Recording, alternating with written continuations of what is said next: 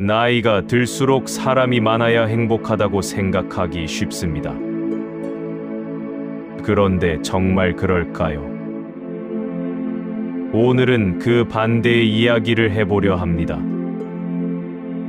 2년을 더 늘리는 것이 아니라 오히려 정리할 줄 알아야 마음이 편안해진다는 이야기입니다.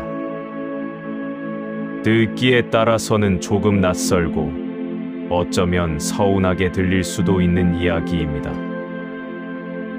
하지만 끝까지 들어보시면 왜 지금 이 이야기가 여러분에게 필요한지 이해하시게 될 것입니다.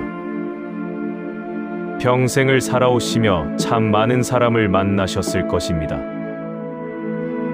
학교 친구, 직장 동료, 이웃, 친척, 그리고 자녀의 결혼을 통해 새로 생긴 인연까지.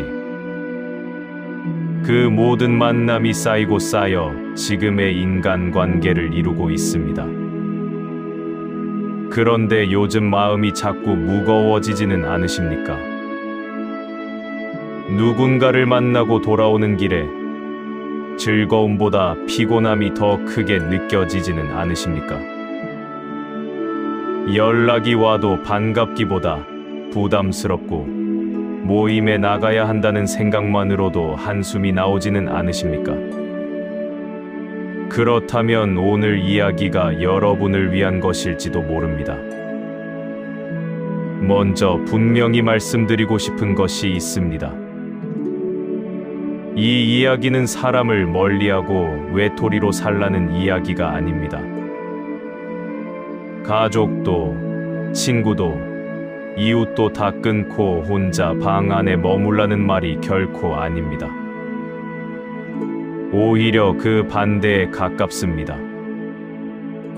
진짜 소중한 사람에게 더 따뜻한 마음을 쓸 수 있도록 나를 갉아먹는 관계는 내려놓자는 이야기입니다.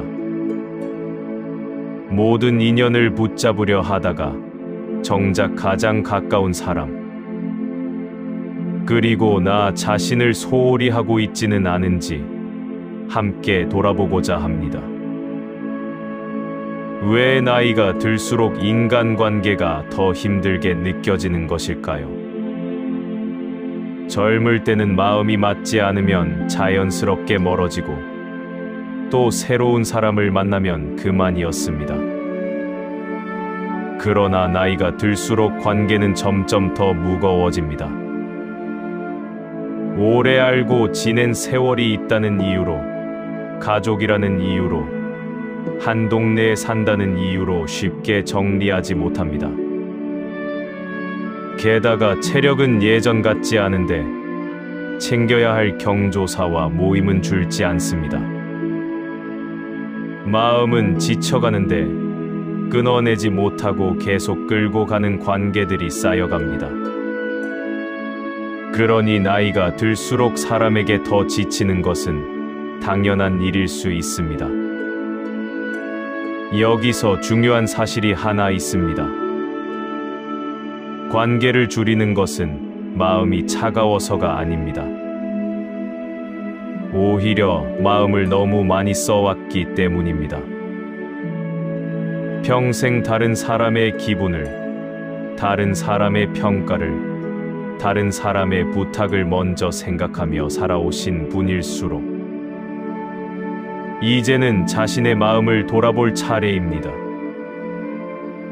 사람을 많이 알고 있다고 해서 마음이 든든한 것은 아닙니다.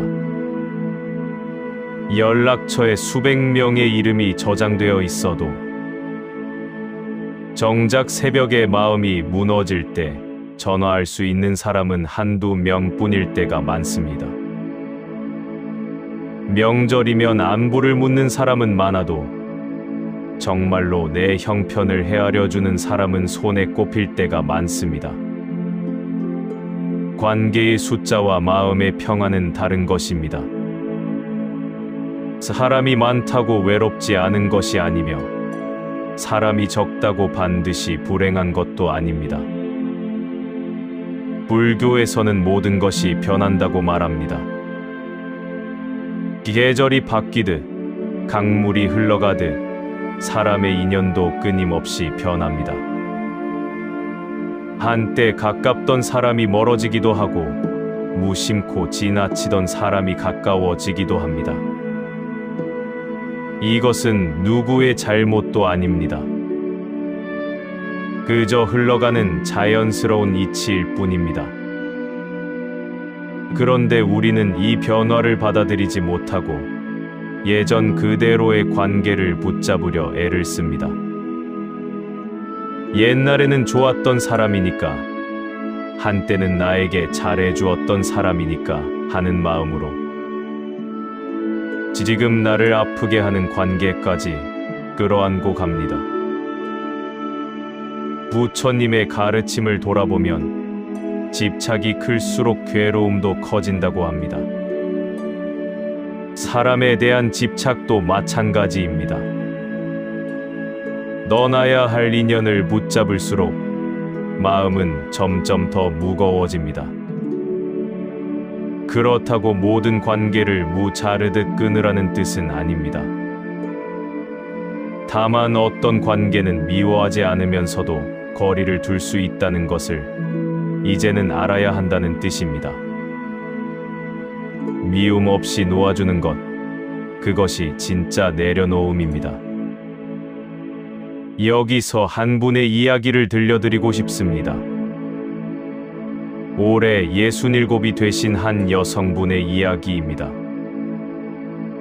이분에게는 30년 넘게 알고 지낸 친구가 있었습니다. 같은 동네에서 아이를 키우며 친해진 사이였고 한때는 자매처럼 의지하던 사람이었습니다. 그런데 언제부터인가 만날 때마다 마음이 불편해졌습니다. 그 친구는 만나기만 하면 자기 자녀가 얼마나 잘 풀렸는지, 손주가 얼마나 똑똑한지, 자기 집은 또 얼마나 넓혀갔는지 늘어놓았습니다. 그러고 나서는 슬쩍 이분의 형편을 물으며 은근히 비교하는 말을 덧붙이곤 했습니다. 처음에는 그저 친구의 자랑이려니 하고 넘겼습니다. 하지만 시간이 지날수록 만남이 끝나고 집으로 돌아오는 길이 점점 더 무거워졌습니다. 혹시 여러분 곁에도 이런 사람이 있습니까? 만나고 돌아오면 왠지 마음이 작아지는 느낌을 주는 사람 말입니다. 이분은 한참을 고민했습니다. 30년이나 알고 지낸 친구인데 이제 와서 거리를 두는 것이 너무 매정한 일은 아닐까 하고 말입니다. 그러나 어느 날 문득 이런 생각이 들었다고 합니다. 친구라는 이름으로 계속 마음을 다치면서까지 만나야 하는 것일까? 오래된 사이라는 것이 상처를 참아야 하는 이유가 될 수 있을까? 그 순간 이분은 깨달았습니다. 자비란 상대의 모든 말과 행동을 다 받아주는 것이 아니라 나 자신을 함부로 대하지 않는 것에서도 시작된다는 것을요. 그 후로 이분은 그 친구와의 만남을 서서히 줄여갔습니다. 연락이 와도 매번 응하지 않았고 모임에도 가끔만 참석했습니다. 친구 사이를 완전히 끊은 것은 아니지만 마음의 거리를 분명히 두었습니다. 그러자 신기하게도 만남이 줄어든 만큼 마음의 무게도 가벼워졌다고 합니다. 오래된 인연이라는 이유만으로 붙잡고 있지는 않습니까? 지금 떠오르는 얼굴이 있다면 잠시 생각해 보셔도 좋겠습니다. 두 번째 이야기는 가족에 관한 것입니다.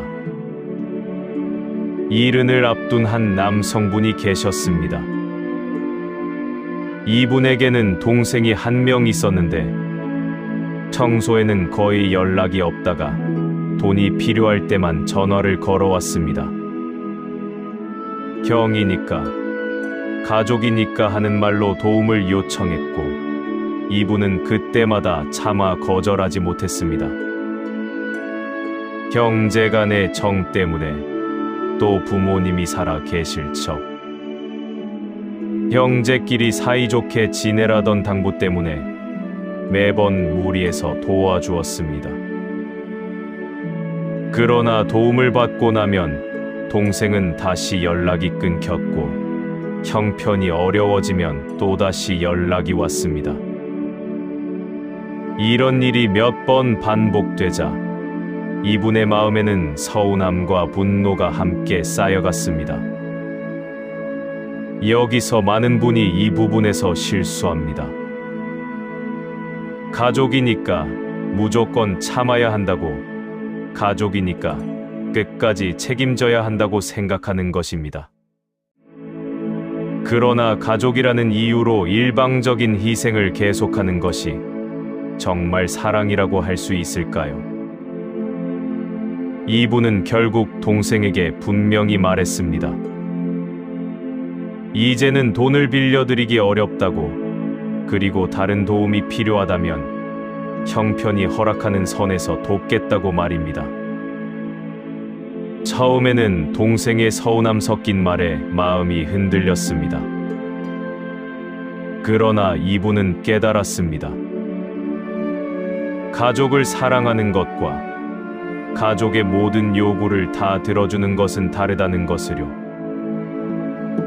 연락의 횟수를 줄이고 감정적으로 휘말리지 않으며 무리한 부탁은 정중히 거절하는 것. 이것이 가족을 버리는 일이 아니라 건강한 관계를 지키는 방법이었습니다. 가족이라는 이유로 함부로 대하는 것까지 참는 것은 사랑이 아니라 그저 참는 것일 뿐입니다. 세 번째 이야기는 모임에 관한 것입니다. 63이 되신 한 여성분은 한 달에 한 번 있는 동창 모임에 늘 빠지지 않고 나가셨습니다. 그런데 언제부터인가 모임이 끝나고 집에 돌아오면 마음이 허무했습니다. 모임에서 오가는 대화는 대부분 그 자리에 없는 사람의 험담이었고, 그렇지 않으면 누군가의 자녀 자랑이었습니다. 정작 자신의 이야기를 진심으로 들어주는 사람은 없었습니다. 그래도 오랜 모임이니까, 빠지면 서운해할 사람들이 있으니까 하는 마음으로 계속 나가셨습니다. 그러나 어느 날 모임에서 돌아오는 길에 문득 이런 생각이 들었다고 합니다. 나는 왜 이렇게 마음이 허전할까? 사람들 사이에 있었는데 왜 이렇게 외로울까? 다음 이야기는 어쩌면 여러분 자신의 이야기일지도 모릅니다. 사람들 속에 있어도 외로움을 느끼는 것, 이것이 바로 잘못된 관계가 주는 신호입니다. 이분은 그 후로 모임에 매번 나가지 않기로 했습니다. 가끔 정말 가고 싶을 때만 참석하기로 마음먹었습니다. 그러자 모임에 대한 부담이 줄었고, 오히려 가끔 만나는 그 자리가 더 반갑게 느껴졌다고 합니다. 혼자 있는 시간과 외로운 시간은 다릅니다. 사람이 많아도 외로울 수 있고, 혼자 있어도 마음이 충만할 수 있습니다. 이제 정리해야 할 관계와 지켜야 할 관계를 어떻게 구별할 수 있을지 말씀드리겠습니다. 만날 때마다 나를 작아지게 만드는 관계, 존중보다 무시가 많은 관계, 대화보다 비난이 많은 관계, 기쁨보다 불안이 큰 관계는 거리를 두어야 할 관계입니다. 일방적으로 희생만 하게 되는 관계, 같은 상처가 반복되는 관계, 내가 거절했는데도 그 거절을 인정하지 않는 관계, 돈이나 부탁이 있을 때만 연락이 오는 관계도 마찬가지입니다. 반대로 지켜야 할 관계는 이렇습니다. 별다른 말이 없어도 함께 있으면 편안한 사람. 내가 실패했을 때 비웃지 않는 사람. 내 형편을 이해하고 기다려주는 사람. 서로의 경계를 존중해주는 사람. 어려운 시기에 묵묵히 곁을 지켜주는 사람. 나를 바꾸려 하기보다 있는 그대로 바라봐 주는 사람. 이런 사람은 자주 만나지 않아도 마음으로 이어져 있습니다. 관계의 기준은 얼마나 오래 알았는지가 아니라 그 사람과 함께 있을 때 내 마음이 어떤 상태가 되는지에 있습니다. 그런데 막상 관계를 정리하려 하면 마음 한구석에서 두려움과 죄책감이 올라옵니다. 내가 너무 이기적인 것은 아닐까? 나중에 외톨이가 되면 어떡하나?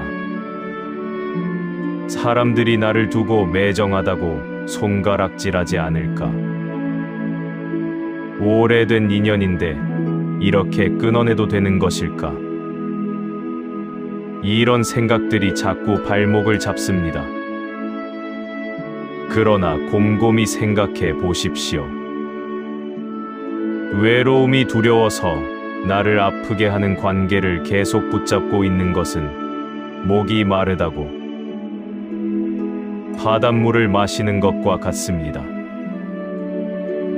잠시 갈증은 가실지 몰라도 오히려 더 큰 목마름이 찾아옵니다. 잠깐의 외로움이 두려워 평생 상처받는 관계 속에 머물 필요는 없습니다. 그렇다면 관계를 어떻게 정리해야 할까요? 갑자기 연락을 끊거나 모질게 절교를 선언할 필요는 없습니다. 그렇게 하지 않아도 됩니다. 조금씩 자연스럽게 거리를 두는 것으로 충분합니다. 연락하는 횟수를 천천히 줄여가는 것입니다. 모든 모임에 빠짐없이 나가야 한다는 의무감을 내려놓는 것입니다. 마음이 내키지 않는 부탁에는 정중히 거절하는 것입니다. 누군가 다른 사람의 험담을 늘어놓을 때 거기에 굳이 맞장구 치지 않는 것입니다. 감정이 격해지는 대화는 짧게 끊고 돈거래나 보증은 신중히 거절하는 것입니다. 상대를 바꾸려는 마음을 내려놓고 연락이 뜸하다고 해서 먼저 매달리지 않는 것입니다. 거절이 어려우신 분들을 위해 몇 가지 말씀을 드려보겠습니다.